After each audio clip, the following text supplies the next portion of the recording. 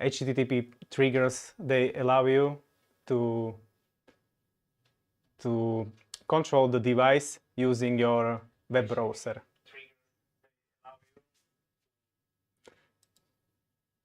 And this is how you use them with SPI matrix or Let's Trip Studio Ethernet controller number 3.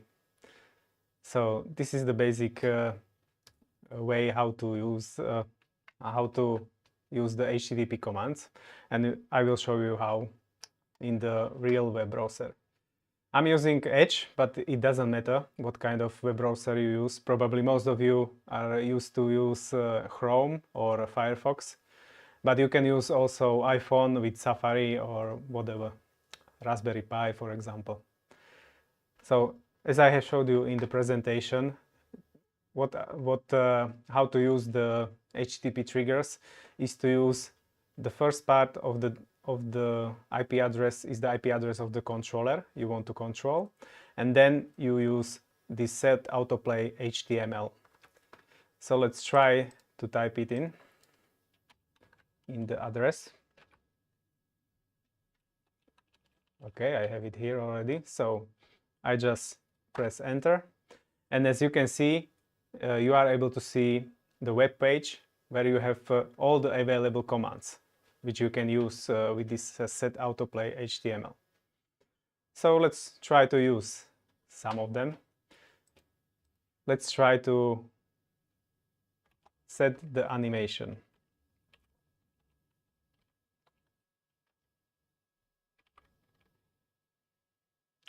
And we will start animation number 1.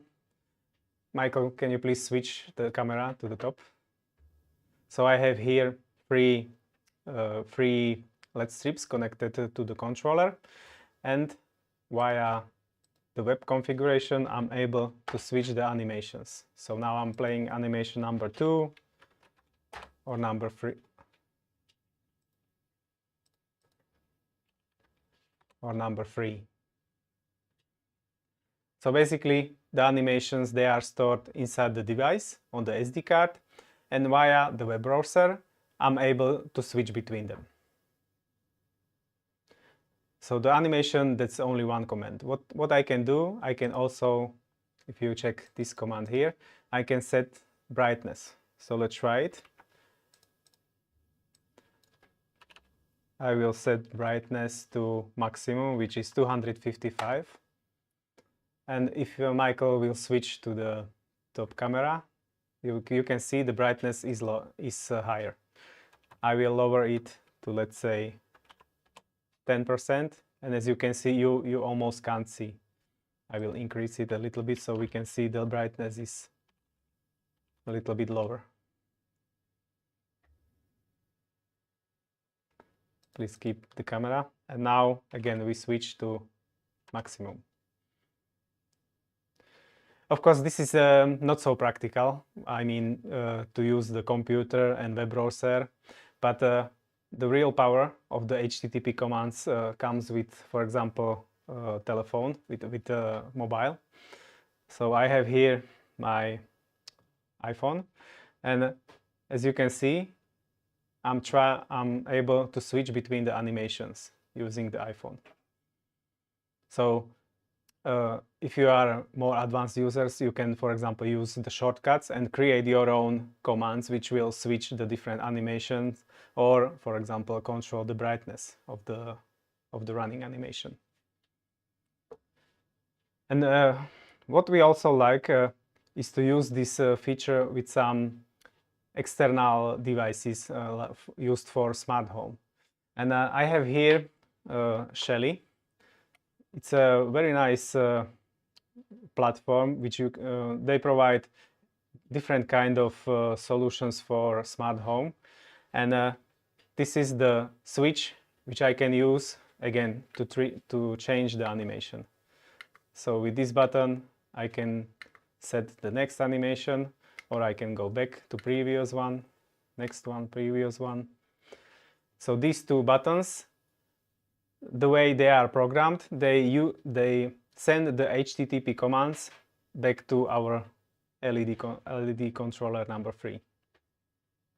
And I have here also different function. These two buttons, they allow me to control the brightness. So maybe it's not that good visible on the camera, but I'm able to lower the brightness. Maybe not.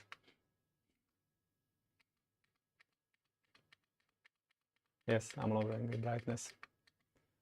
So the nice thing is, with these Shelly buttons, you can assign almost any kind of function of the LED controller number 3 and change it using the buttons.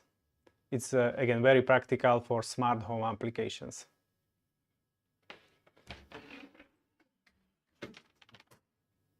If you can switch, Michael, please, back to. I recommend you to check their web page, which is should be this one. Yes, this Shelly. They have different kind of products which you can use in the smart home applications, and we really like what they do. These buttons which you can install into wall, they are great for using with pixel LED strip animations or installations. So those are HTTP commands. They are perfect if you are using the controllers without the computer. So if your installation needs just to switch some animations and set the brightness, HTTP commands, they are perfect. And they are perfect even if you use some smart home applications like Shelly or Apple Home or any kind of Homey. I think they are quite famous. So it's a very nice feature. But if you are using software, we can get back to the computer. Yeah, so those are the buttons from Shelly. If you are using the computer, using the commands, it's quite easy. And we will start with the startup commands. These commands, they can be defined in the workspace. And once the software loads the workspace, these commands can be executed. So I will start the LED Strip Studio software.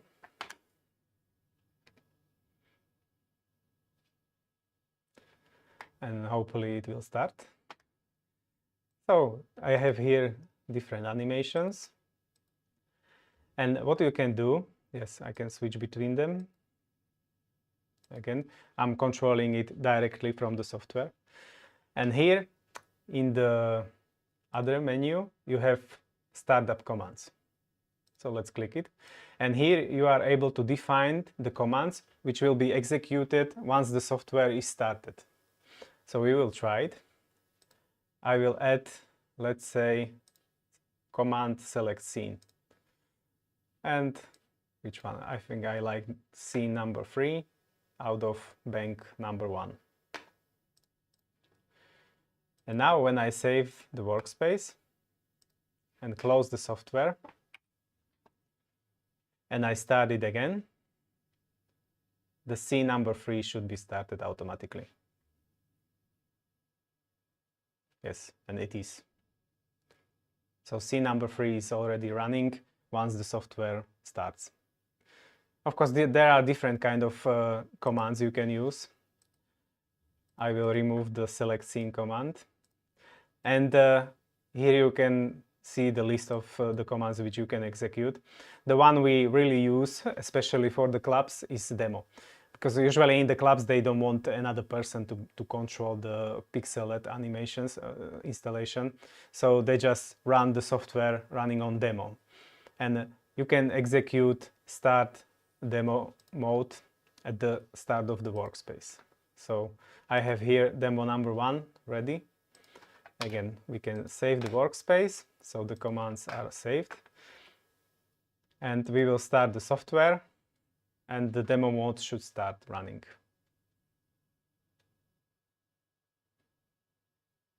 Yeah, as you can see, this is scene number 4. Yeah, number 1. It's switching automatically between the scenes because the demo is started. Can you please show Michael the screen? So as you can see, the demo is running. Okay, this is quite easy to use because directly in the software you can define these commands, and it's easy to use. It will be saved with the workspace. A lot of people use it like that.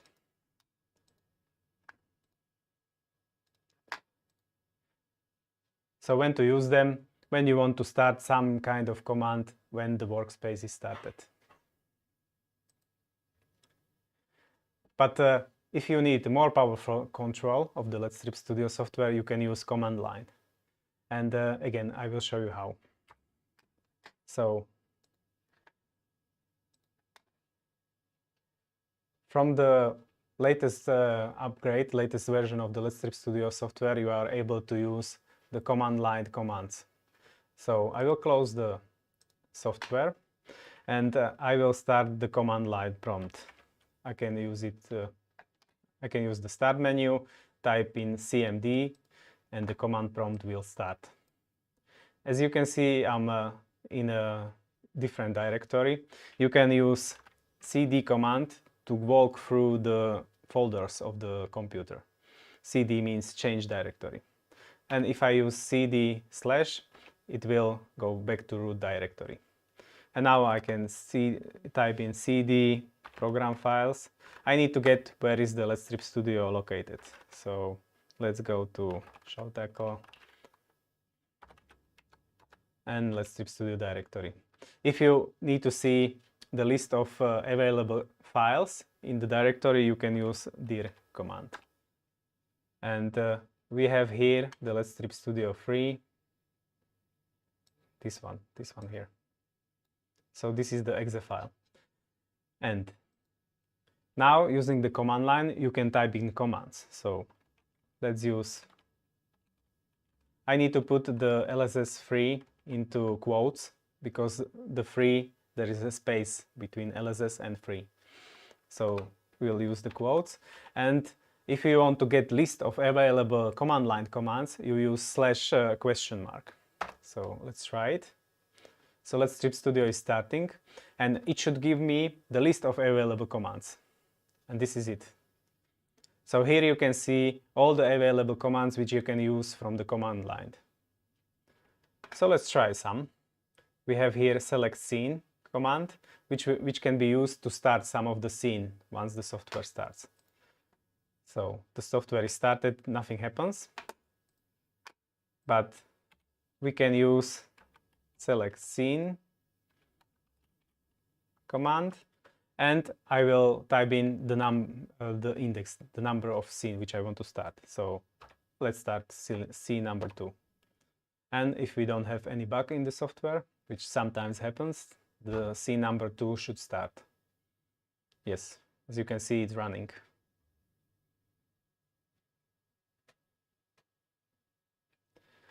And so the software is running, and now you might want to try to select a different scene, let's say scene number 3. So what you would try is to type in LSS3, select scene number 3. Let's try it. But as you can see, there is a problem.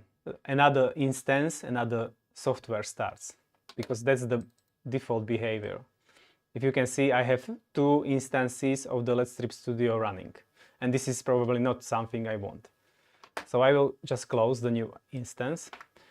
And we have a little setting here in software settings where you can force only single software instance to be running. So I will check it and we will try the command again. And as you can see, now I'm switching the scene in the running instance of the software. We can switch back to number 2 or 1. So I can send commands via command line to running instance of the Let's Strip Studio software, which is already quite interesting. So let's check the remaining commands. So I will type in LSS3 /?. It will show me the list of available commands, and what you can see, I have here, for example, set brightness, or you have also short version, which is /b. So we will try it. /b, and 50% means 128. And as you can see, the brightness is now set to 50%. The scale of the brightness is from 1 to 255. That's why you can set exactly this value. And I can go back with the brightness to the maximum. And it's at the maximum. Please keep this screen.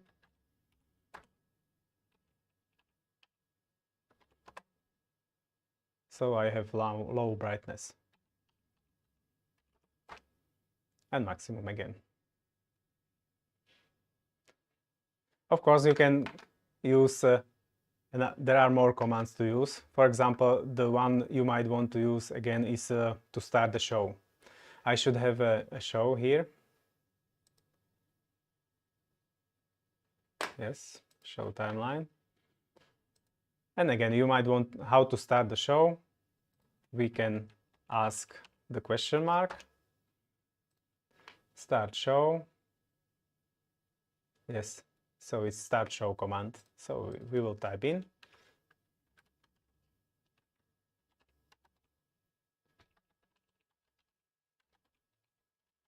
And I have only one show, so we will start the show number 1. And as you can see, the show is running.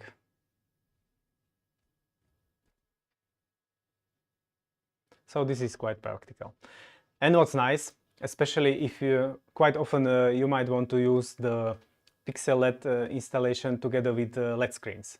And the window of the LED Strip Studio software, you want to use it as minimized in the taskbar.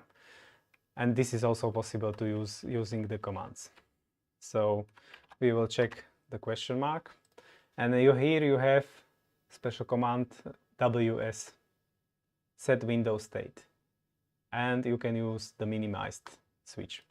So we will try it again. WS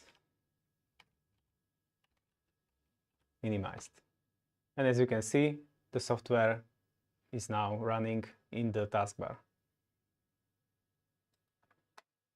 That's quite nice. Okay, but probably, again, typing these commands into command line is probably not so practical, but you can use these commands using external control. Some of the softwares like Resolume or, I don't know, any kind of special controller for LED screens, they usually allow you to send these commands via command line. And you can use them like this. But what I will show you is the one software which is integrated directly into Windows, and it's called Task Scheduler. You can find it in the Start menu. And it's called, as I said, Task Scheduler. It has an icon of the clock. So let's try it. And it looks complicated, but really it's not.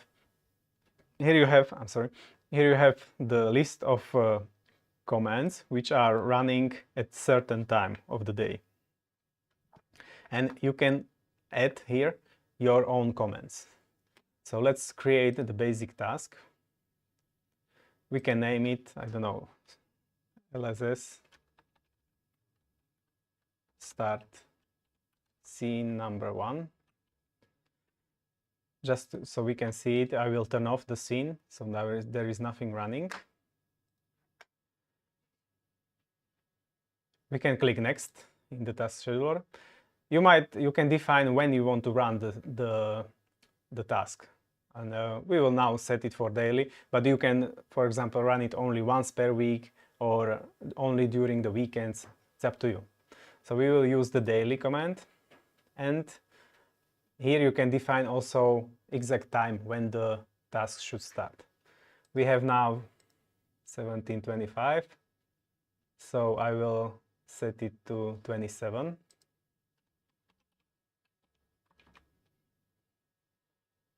You can of course set how many times it should be repeated during the days. Next. And action. Here is what command line action should be started. So I will go to Let's Strip Studio directory. And here you have the LSS3. And we already know that the argument I need to use is start scene number 1. Next. And finish. And the task is ready. So we will start the software. And we have about 50 seconds. This task scheduler is of course great for Let's Strip Studio, but we use it often for also some other kind of applications. So, for example, if your installation is using the LED screen for advertisement, you might want to use this LED screen only in the morning or in the evening. And in this task scheduler, you are able to define more commands which will run at certain time during the day. So it's perfect for events which will occur at certain time. So now it's 17:27 and the scene number 1 should start. Maybe I did some mistake. Yeah. But this is how you can define different kind of trigger animations which will trigger at certain time. I have a question, Michael. Yes. Can you schedule this at a specific date? Let's say some yes, holiday. Of course. Again, I will go to here. I can edit the task that I have created already. And as you can see, here are the triggers. And here you define at what time it is used. And you can also use it only one time. So here you can set exact day of the year when the software, when the task will start. So really, it's quite interesting that they have such powerful tool and it's not used that much inside Windows. It's very practical and it's quite easy to set up, as you can see, because it has a complete graphical user interface. We have more questions? Not at the moment. Okay, so that's all from me, from the software. And if you will have any questions, you can contact us anytime regarding this. We do quite a lot of installation where we use these kind of features, and it's very nice to see that the software and also the hardware can be integrated with some other kind of controls. And now Juraj will probably talk something more about the hardware. So thank you, Michael. Sure. You can change the mic. Hopefully you can hear me as well. Yes, I wanted to, while they are changing the mic, I wanted to show you our beautiful page. Those of you that did not visit it in the past, now is the good opportunity to actually go check it out. We have, if you will browse in a support tab, we have a knowledge base here. And as the name suggests, there are a ton of materials in regards to all of our controllers, to some of our projects. And really, if you are looking for an answer to any of your question that is in regards to our products, you can find it there. Of course, you can always use the chat tool that is available on the page, and you can write us, and we'll write you back as soon as possible. And of course, our email is working, and we also have a telephone, so you can call us. And that should be it. If you have no more questions for Michael, he's leaving. Thanks again. And Juraj may be ready in a minute, couple of hours. Yes.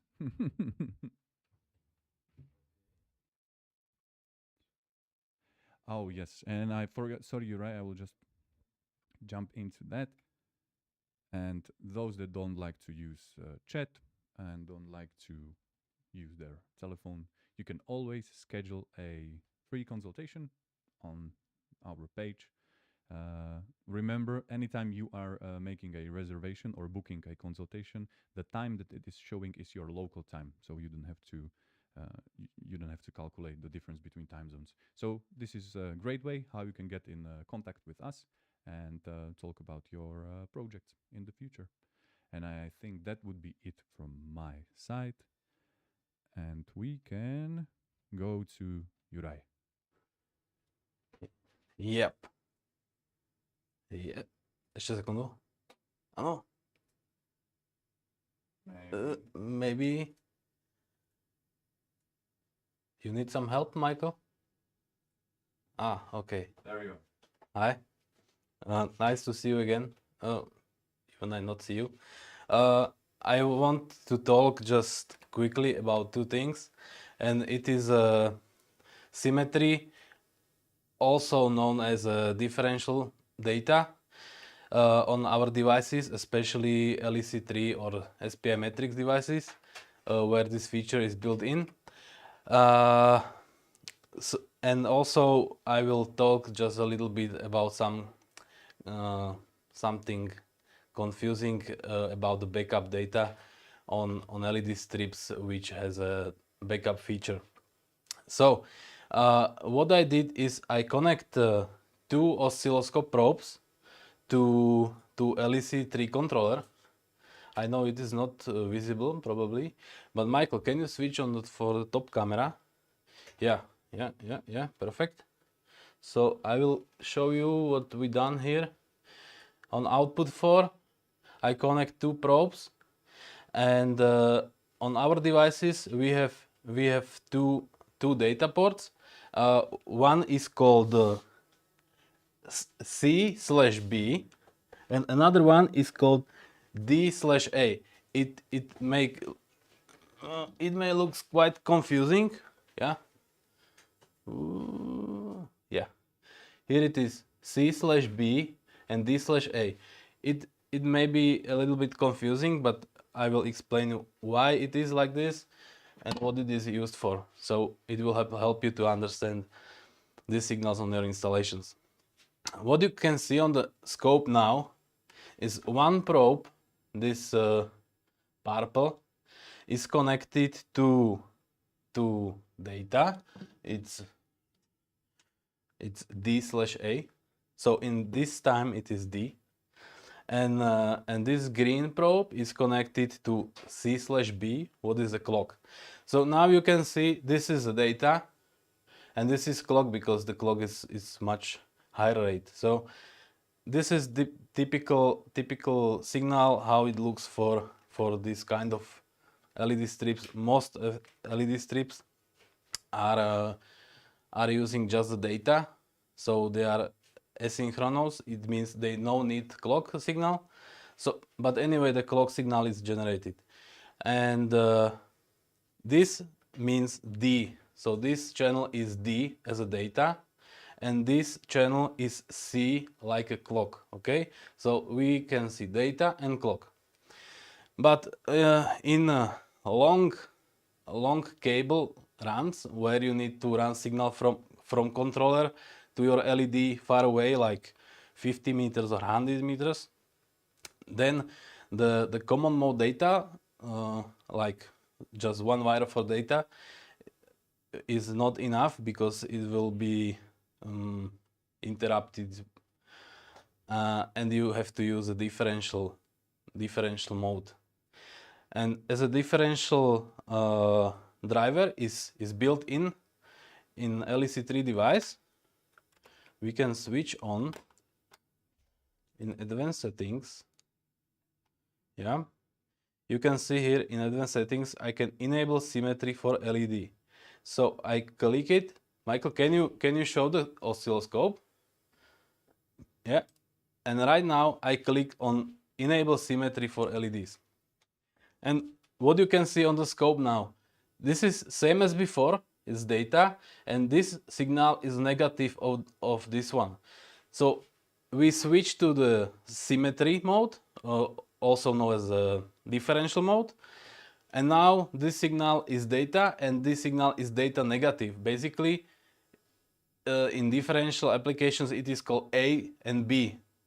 In RS-45, let's say it's many times marked A and B. Sometimes it is called positive and negative. So it switch inside the driver to differential driver. I have prepared the internal schematic, which can some of you help to understand how it works. Michael, can we switch to tablet? It is complicated. No, it's simple. Yep. So I have made this simple drawing for you to help understand what's going on inside when you switch on symmetry. So I will focus here. Is it working? Yeah.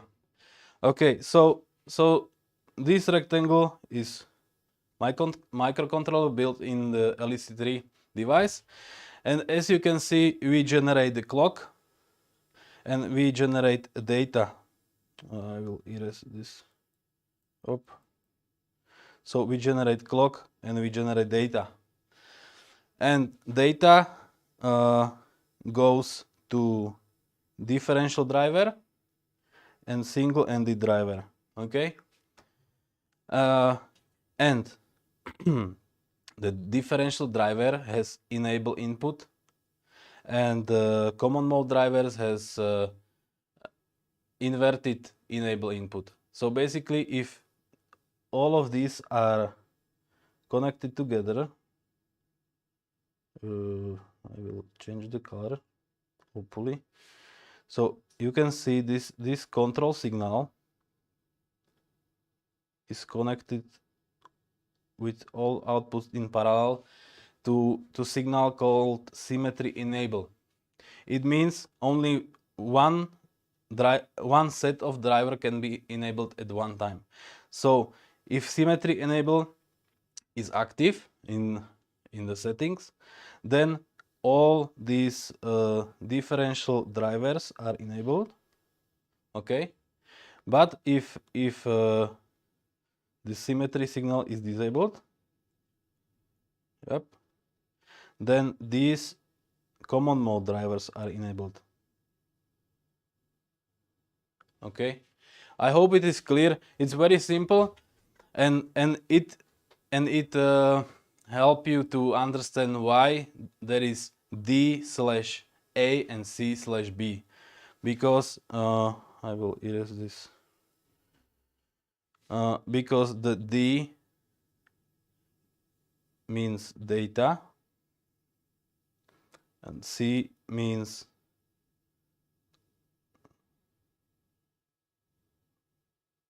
clock. Okay, but another option is signal A and signal B, which is data plus and data minus, or in some application it is called positive and negative. And why I'm talking about this? Many people made a mistake with connections, and they use the B in the wrong way because they thought it is a backup signal. It is not backup. It is in symmetry mode. It is negative signal. Okay, as we shown on the scope. So we can switch back to the top camera. So with all this said, you can see now this is a data and this is a data negative. So now we are in the symmetry mode, and when I switch off the symmetry, we have data and clock. In some cases, this symmetry is enabled automatically because on the outputs from LEC3 controller, some of these will be automatically changed to symmetry. I think if you use DMX, Michael was on scope now. Yeah, you can see it is automatically in symmetry mode. So even I switch it off before, yeah, even it show it is switch off, it is switch on because all the data outputs are in DMX mode. Okay, so this is quickly how it works inside LEC3, and I hope it will help you to understand what does it mean. So one more thing I want to talk about is a backup signal on LED strips. I think it is the case of the LED strips we have on the table. But I will use a tablet. So Michael, you can Yep. So as a typical LED strips like this one, it looks, I will use, I don't know, black color. So this is a LED strip. And this is a plus 12 volt. This is ground, data input, and backup input. Okay, and same happen here. Yep, and this is a direction. Okay, so many people ask what is the proper connection of the backup, because our controller not generate the backup. So you have nowhere to connect the backup to our controller. So the correct way how to connect it is this is output from LEC3 output. So you have 4 pins, and this one is ground, this one is plus, and this is basically the clock data. Okay, so we will not use clock because this LED strip is asynchronous. It means it uses only the data. So of course you will need to connect ground to ground. You will need to connect data to data. Also you need to connect the power. It can be to controller or directly to the power supply, but you have nowhere to connect backup. And some of producer of LED strips or LEDs or the ICs which are inside, they say you don't have to connect backup anywhere, but a lot of engineers don't like unconnected inputs. So the correct way what to do is to connect backup to the ground, like this. Okay, so this is very important, and we found it is really working nice if you connect backup to the ground. And what's super important is to do it as close to LED strip as possible. It means in this case the backup is connected to ground right on the strip, but if you connect it to ground like this, it is still connected to ground, but some noise can be injected to this wire and it can make problems. So this backup wire cannot be long. It can be like 20 centimeters maximum, not more, because otherwise it makes problem. We found out with 2-meter cables, the LED strips had very strange behavior. So always connect backup to ground close to LED strip as possible. You can see it here. I will unplug this. Can you switch to top camera? Yeah. You can see in this case the backup is going to connector and from the connector to ground. This is roughly 20 centimeter. It is okay. But if this cable will be too long, like 1 meter or 2 meter, it is highly recommended to connect backup to ground very close to LED strip, not on the end. It's very important. Okay, I think it is. Michael, I hope it was easy to understand.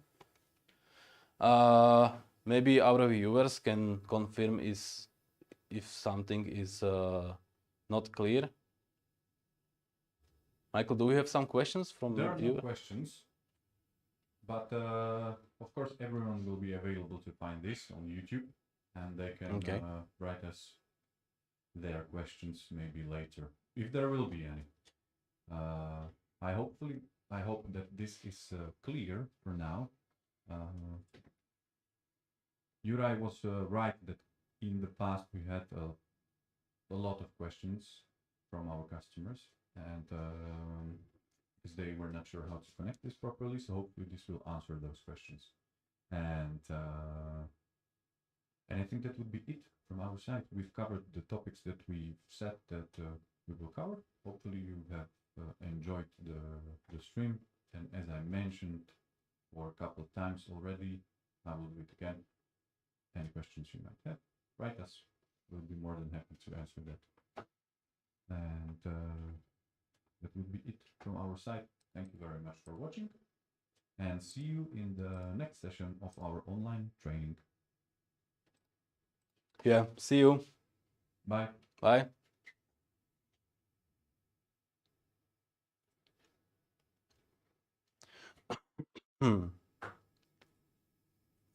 Dobre, Miško.